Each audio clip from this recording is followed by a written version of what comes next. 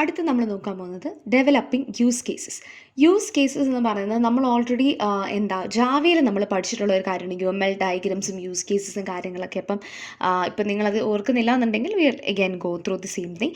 Use കേസസിനകത്ത് നമുക്കൊരു set of actors ഉണ്ടാകും. ആക്ടേഴ്സ് എന്ന് പറയുന്നത് ഈ ഒരു ഡിവൈസ് അല്ലെങ്കിൽ ഈ ഒരു സോഫ്റ്റ്വെയർ യൂസ് ചെയ്യുന്നവരായിരിക്കാം, അല്ലെങ്കിൽ അവർക്കൊരു പ്രത്യേക ഫങ്ഷനോ റോളോ ഉള്ളവരെയാണ് ആക്ടേഴ്സ് എന്ന് പറയുന്നത്. അപ്പം അവരെ നമുക്ക് ആക്ടേഴ്സിനെ കാണാം. അതുപോലെ തന്നെ ഓരോ ആക്ടേഴ്സിന് ഓരോ പേർപ്പസ് അല്ലെങ്കിൽ ഓരോ ഗോൾസ് ഉണ്ടാവാം. ഇനി നമുക്കറിയാം 2 ടൈപ്പ് ഓഫ് ആക്ടേഴ്സ് ഉണ്ട്, പ്രൈമറി ആക്ടറും സെക്കൻഡറി ആക്ടറും. സോ പ്രൈമറി ആക്ടർ എന്ന് പറയുന്നത് ഇനീഷ്യലി സ്ട്രേറ്റ് എന്നാണ് പറയുന്നത് കണക്ഷൻ ടു ദ സിസ്റ്റമാണ് വരുന്നത്. അതായത് ഡയറക്റ്റ് ബെനിഫിറ്റോ അല്ലെങ്കിൽ ഡയറക്റ്റ്ലി ഇൻവോൾവ്ഡോ with the product or system, അവരെയാണ് പ്രൈമറി ആക്ടേഴ്സ് എന്ന് പറയുന്നത്. പ്രൈമറി ആക്ടേഴ്സുമായിട്ട് വർക്ക് ചെയ്യുന്നവരെ അല്ലെങ്കിൽ സിസ്റ്റത്തിനെ സപ്പോർട്ട് ചെയ്യുന്നവരെയാണ് സെക്കൻഡറി ആക്ടേഴ്സ് എന്ന് പറയുന്നത്. അപ്പം നമുക്ക് കുറേ സെറ്റ് ഓഫ് ക്വസ്റ്റ്യൻസ് ചോദിക്കാം. നമുക്ക് ഈ ഒരു പ്രൈമറി ആക്ടറിൻ്റെ ഗോള്, അവരുടെ മെയിൻ ടാസ്ക്, എന്തെങ്കിലും എക്സെപ്ഷൻസ് ഉണ്ടോ, what is the entire story പരുവത്തിലാണ് നമ്മളൊരു യൂസ് കേസിനെ നമ്മൾ റെപ്രസെൻ്റ് ചെയ്യുന്നത് അല്ലെങ്കിൽ ഒരു റിക്വയർമെൻറ്റ് നമ്മൾ റെപ്രസെൻ്റ് ചെയ്യുന്നത്. സോ ആ ഒരു സ്റ്റോറിയുടെ വേരിയേഷൻസ് ഉണ്ടോ, എന്തെങ്കിലും എക്സെപ്ഷൻസ് ഉണ്ടോ, അങ്ങനെ കുറേ ക്വസ്റ്റ്യൻസ് നമുക്ക് ചോദിച്ചാൽ നമുക്ക് ഏതാണ് യൂസ് കേസ് ഡെവലപ്പ് ചെയ്യുന്നത്, എങ്ങനെയാണ് ഡെവലപ്പ് ചെയ്യേണ്ടതെന്നൊക്കെ നമുക്ക് ഐഡൻറ്റിഫൈ ചെയ്യാനായിട്ട് സാധിക്കും. അപ്പം അങ്ങനെ ഹെൽപ്പ് ചെയ്യുന്ന കുറച്ച് കാര്യങ്ങൾ, കുറച്ച് ടേംസ് ആണ് നമ്മൾ ഇനിയിപ്പം ഈ ഒരു സെക്ഷനിൽ പറഞ്ഞു പോകുന്നത്. ആദ്യത്തേത് പേഴ്സോണാസ്. പേഴ്സോണ എന്ന് പറയുമ്പോഴേ നമുക്ക് from the name it self മനസ്സിലാക്കാം പേഴ്സൺസ് അല്ലെങ്കിൽ ഇമാജിൻഡ് യൂസേഴ്സ് എന്നാണ് നമ്മൾ അതിനെ വിശേഷിപ്പിക്കുന്നത്. ആ ഒരു പേഴ്സോണാസ് എന്ന് പറയുന്നത് ഇമാജിൻഡ് യൂസേഴ്സിനെയാണ് നമ്മൾ പറയുന്നത്.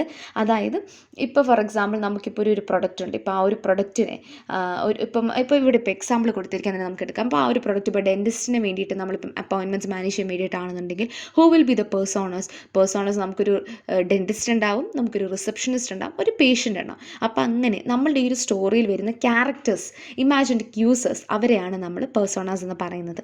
അപ്പോൾ ഈ ഒരു പേഴ്സോണയിൽ നിന്ന് നമുക്ക് മനസ്സിലാക്കാനായിട്ട് സാധിക്കും, ഒരു യൂസറിൻ്റെ പേഴ്സ്പെക്റ്റീവ് നമുക്ക് മനസ്സിലാക്കാനായിട്ട് സാധിക്കാം. എന്നിട്ട് ഇപ്പം ആ ഒരു യൂസറിൻ്റെ തോട്ട് പ്രോസസ്സിനെ നമുക്ക് മനസ്സിലാക്കാനായിട്ട് സാധിക്കും. അപ്പം അതിന് ഹെൽപ്പ് ചെയ്യുന്ന കുറച്ച് കാര്യങ്ങളുണ്ട്. ഇപ്പം ഇവിടെ ഇവർ പറയുന്ന പോലെ തന്നെ describe their background and why they might want to use the product. Education ബാക്ക്ഗ്രൗണ്ടും ടെക്നിക്കൽ സ്കിൽസും കാര്യങ്ങളൊക്കെ നമുക്ക് ചെയ്യാം. എന്തുകൊണ്ടെന്ന് വെച്ച് കഴിഞ്ഞാൽ ഇപ്പം നമ്മളൊരു ആപ്പ് ഒരാളുടെ കയ്യിലോട്ട് കൊടുക്കുകയാണ്, ആ ആൾക്കത് യൂസ് ചെയ്യാനായിട്ട് അറിയുമോ, അതെങ്ങനെയൊക്കെ യൂസ് ചെയ്യാനായിട്ട് അറിയാം എന്നുള്ളത് മനസ്സിലാക്കാനായിട്ടാണ് നമ്മൾ ഈ ഒരു രീതിക്ക് പേഴ്സോണാസിനെ ഡിസ്ക്രൈബ് ചെയ്യുന്നത്. സോ ആദ്യമേ വരുന്നത് പേഴ്സണലൈസേഷൻ. 4 ആസ്പെക്ട്സ് ആയിരിക്കും പേഴ്സോണാസ് നമ്മൾ ശ്രദ്ധിക്കുക. Personalisation, job related, relevance and education. So പേഴ്സോണയുടെ ഡിസ്ക്രിപ്ഷൻ നോക്കുകയാണ്. ആദ്യത്തേത് പേഴ്സണലൈസേഷൻ.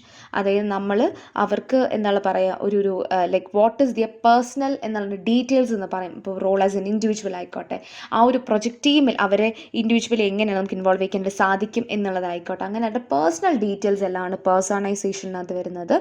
ജോബ് റിലേറ്റഡ് എന്ന് പറയുമ്പോഴത്തേനും അവരുടെ ജോബിനെ പറ്റി, എങ്ങനെയാണ് അവർ ജോബ് ഇൻവോൾവ് ചെയ്യുന്നത്, കാര്യങ്ങളൊക്കെ നമുക്ക് ജോബ് റിലേറ്റഡിനകത്ത് ചെയ്യാനായിട്ട് ലിസ്റ്റ് ചെയ്യാനായിട്ട് സാധിക്കും. എഡ്യൂക്കേഷൻ എന്ന് പറയുമ്പോഴത്തേനും what is their education background, അല്ലെങ്കിൽ ടെക്നിക്കൽ സ്കില്ലോ എക്സ്പീരിയൻസ് എന്തെങ്കിലും ഉണ്ടോ എന്നുള്ളത് നമുക്ക് മനസ്സിലാക്കാനായിട്ട് സാധിക്കും. ഇനി അടുത്തത് റെലവൻസ്. പറയുമ്പോഴത്തേക്കും നമുക്കിപ്പോൾ ഒരു ആപ്പ് ഉണ്ട്, ഒരു പ്രൊഡക്റ്റ് ഉണ്ട്, എന്തുകൊണ്ട് ഈ ഒരു യൂസർ ഈ പ്രൊഡക്റ്റ് യൂസ് ചെയ്യണം, എന്തുകൊണ്ട് ഈ ഒരു യൂസർ ഇതിൽ ഇൻട്രസ്റ്റഡ് ആയിരിക്കണം എന്നുള്ള കാര്യങ്ങളൊക്കെ പറയാനായിട്ടാണ് നമ്മൾ റെലവൻസ് യൂസ് ചെയ്യുന്നത്. പേഴ്സോണയുടെ ബെനിഫിറ്റ്സിനെ പറ്റി പറയുകയാണെന്നുണ്ടെങ്കിൽ നമ്മൾക്ക് ഈ ഒരു പേഴ്സോണ എന്ന് പറയുന്നത് നമുക്ക് യൂസേഴ്സിനെ എംപത്തൈസ് ചെയ്യാൻ വേണ്ടിയിട്ട് യൂസ് ചെയ്യും. എന്ന് വെച്ചാൽ അവരുടെ ഷൂസിൽ നമുക്ക് നിന്ന് എങ്ങനെയാണ് ഈ ആപ്പ് യൂസ് ചെയ്യുന്നത് എന്നുള്ളത് നോക്കാനായിട്ട് സാധിക്കും. സോ ഇപ്പോൾ ഒരു സിറ്റുവേഷൻ വരുവാണെന്നുണ്ടെങ്കിൽ എങ്ങനെയാണ് നമ്മുടെ പേഴ്സോണ ബിഹേവിയർ, റിയാക്ട് ചെയ്യുക, കാര്യങ്ങളൊക്കെ നമുക്ക് മനസ്സിലാക്കാനായിട്ട് സാധിക്കും. സോ അതിനായിട്ടാണ് നമ്മൾ പേഴ്സോണസ് യൂസ് ചെയ്യുന്നത്. സോ ബേസിക്കലി പ്രൊഡക്റ്റിൻ്റെ ഫീച്ചേഴ്സിനെ ഐഡൻറ്റിഫൈ ചെയ്യുന്ന കാര്യങ്ങളൊക്കെ ഒന്നുമല്ല, പക്ഷേ ഈ ഒരു യൂസറിൻ്റെ പോയിന്റ് ഓഫ് വ്യൂവിൽ എങ്ങനെ നമ്മളുടെ ഈ ഒരു ആപ്പോ സോഫ്റ്റ്വെയറിന് യൂസ് ചെയ്യാനായിട്ട് പറ്റും. അപ്പം എന്തെങ്കിലും അൺവാണ്ടഡ് അസംഷൻസ് ഉണ്ടോ, എന്തെങ്കിലും ഡിസൈനിലോ ഓവർ കോംപ്ലിക്കേഷൻ ഉണ്ടോ, യൂസർ ഫ്രണ്ട്ലി ആണോ അല്ലയോ എന്നൊക്കെ നമുക്കൊരു പേഴ്സോണ പേഴ്സ്പെക്റ്റീവിൽ നമുക്ക് കണ്ടു കഴിഞ്ഞാൽ മനസ്സിലാക്കാനായിട്ട് സാധിക്കും.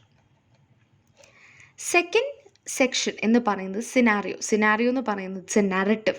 നമ്മളുടെ ഈ ഒരു ഫംഗ്ഷനെ യൂസർ എങ്ങനെ യൂസ് ചെയ്യും എന്നുള്ളൊരു നറേറ്റീവാണ് സിനാരിയോ എന്ന് പറയുന്നത്. അപ്പോൾ സിനാരിയോ എന്ന് പറയുന്നത് ഭയങ്കരമായിട്ട് എല്ലാം ഇങ്ങനെ വരണം എന്ന് വെച്ചാൽ എന്തൊക്കെ കാര്യങ്ങളുണ്ടോ ആ എല്ലാ കാര്യങ്ങളും നമ്മൾ ഇതിൻ്റെ കീഴിൽ വരണം, അങ്ങനെയൊന്നുമില്ല. നമുക്കൊരു പർട്ടിക്കുലർ സിറ്റുവേഷനെ മാത്രം നമ്മൾ ഡിസ്ക്രൈബ് ചെയ്താൽ മതി.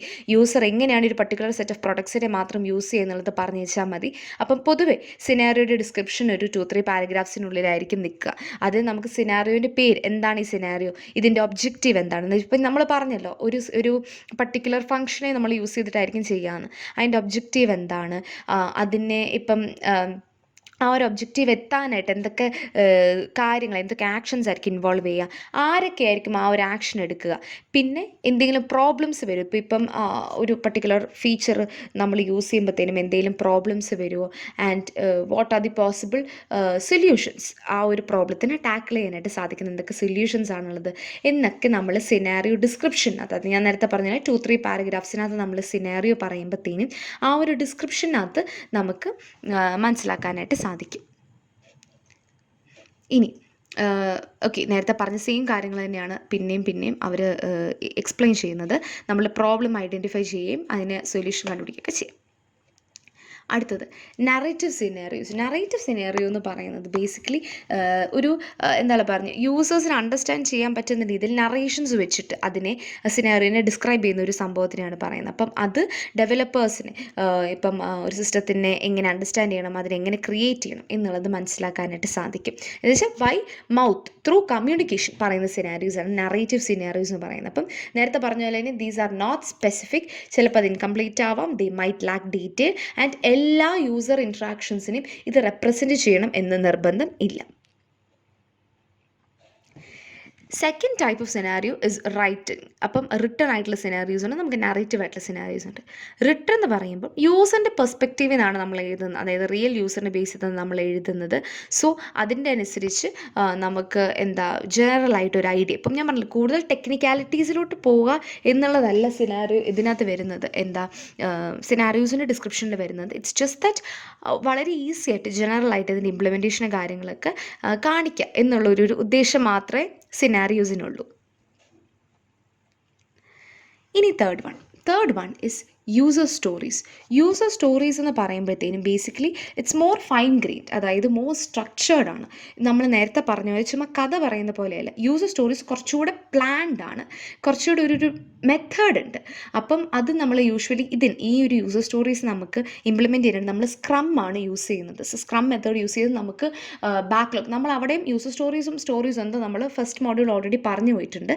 സോ ആ സ്റ്റോറീസിനാണ് ഇതിനെ അവർ മെൻഷൻ ചെയ്യുന്നത്. സോ അത് വിത്ത് റെസ്പെക്ട് ടു സ്ക്രം ആയിട്ടാണ് അവർ യൂസർ സ്റ്റോറീസിൽ പറയുന്നത്. ബേസിക്കലി എന്താണെന്ന് വെച്ച് കഴിഞ്ഞാൽ അത് യൂസറിൻ്റെ ഇൻഫർമേഷൻസ് ആണ്. ഇത് കുറച്ചുകൂടെ അലൈൻഡ് ആയിട്ടും പ്ലാൻഡ് ആയിട്ടുള്ള യൂസറിൻ്റെ ഇൻഫർമേഷനാണ് നമ്മൾ യൂസർ സ്റ്റോറീസിൽ നമ്മൾ ഡിസ്ക്രൈബ് ചെയ്യുന്നത്, ഏതൊക്കെയാണ് ഫങ്ഷൻസ് വേണ്ടതെന്നും കാര്യങ്ങളുമൊക്കെ. Fourth one is feature identification. യൂസറിനെ നമ്മൾ മനസ്സിലാക്കി, യൂസറിന് പറ്റുന്ന സിനാരിയോസ് നമ്മൾ മനസ്സിലാക്കി, അതിൻ്റെ കുറച്ചുകൂടെ സ്ട്രക്ചേർഡ് ആയിട്ടുള്ള മെത്തേഡ് നമ്മൾ മനസ്സിലാക്കി. ഇതൊക്കെ എന്തിനാണ് നമ്മൾ ചെയ്യുന്നത്? നമ്മൾ ഫങ്ഷൻസിന് അല്ലെങ്കിൽ ഫീച്ചേഴ്സിന് ഐഡൻറ്റിഫൈ ചെയ്യാൻ വേണ്ടിയിട്ടാണ് നമ്മൾ ചെയ്യുന്നത്. 3 ക്യാരക്ടറിസ്റ്റിക്സ് ഫീച്ചേഴ്സിൻ്റെ പറയുന്നുണ്ട്. ഇൻഡിപെൻഡൻ്റ് ആയിരിക്കണം, കോഹറൻ്റ് ആയിരിക്കണം, റെലവൻ്റ് ആയിരിക്കണം. ഇൻഡിപെൻഡൻ്റ് എന്ന് പറയുന്നത് ഒരു ഫീച്ചർ ഇരിക്കേണ്ട, ആ ഒരു ഫീച്ചർ വേറെ ഒരു ഫീച്ചറിനെ ഡിപ്പെൻഡ് ചെയ്യാനായിട്ട് പാടില്ല, അത് ഇൻഡിവിജ്വലായിട്ട് എക്സിസ്റ്റ് ചെയ്യണം എന്നുള്ളതാണ് ഇൻഡിപെൻഡൻസും കൊണ്ട് നമ്മൾ ഉദ്ദേശിക്കുന്നത്. അടുത്തത് കോഹറൻസ് എന്ന് പറയുന്നത് ഫീച്ചേഴ്സ് ഒരൊറ്റ ഫങ്ഷനാലിറ്റീനെ ഡിപ്പെൻഡ് ചെയ്ത് നിൽക്കണം. അതായത് എന്താണ് പറയുന്നത്, ഒരുപാട് കോംപ്ലിക്കേറ്റഡ് അല്ലെങ്കിൽ സൈഡ് എഫക്ട്സ് ഇല്ലാണ്ട് ഫങ്ഷൻസ് എല്ലാം സിംഗുലറായിട്ട് വേണം നിൽക്കാനായിട്ട് എന്നുള്ളതാണ് കോഹറൻസിൽ നമ്മൾ പറയുന്നത്. റെലവൻസ് എന്ന് പറയുമ്പോഴത്തേനും basically it shouldn't B hard. നമ്മൾ യൂസറിന് ഒരു നോർമൽ ടാസ്ക് ക്യാരി ഔട്ട് ചെയ്യുന്നതിൻ്റെ അത്രയും ലാഘവത്തോടു തന്നെ ക്യാരി ഔട്ട് ചെയ്യാനായിട്ട് പറ്റണം. ഇറ്റ് ഷുഡൻറ്റ് ബി ഹാർഡ് എന്നുള്ളതാണ് തേർഡ് എന്താ പറഞ്ഞ ഫീച്ചറായിട്ട് പറയുന്നത്, അല്ലെങ്കിൽ തേർഡ് ഇമ്പോർട്ടൻറ്റ് ക്യാരക്ടറിസ്റ്റിക്സ് ആയിട്ട് നമ്മൾ പറയുന്നത്. സോ ഫീച്ചർ ഐഡൻറ്റിഫിക്കേഷൻ എന്താണ്?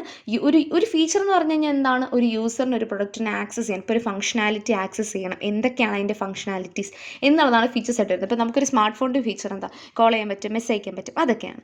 അപ്പം ഈ ഒരു ഫീച്ചേഴ്സിനെ ഐഡൻറ്റിഫൈ ചെയ്യാനുള്ള ഒരു പ്രോസസ്സാണ് ഫീച്ചർ ഐഡൻറ്റിഫിക്കേഷൻ നമ്മൾ പറയുന്നത്.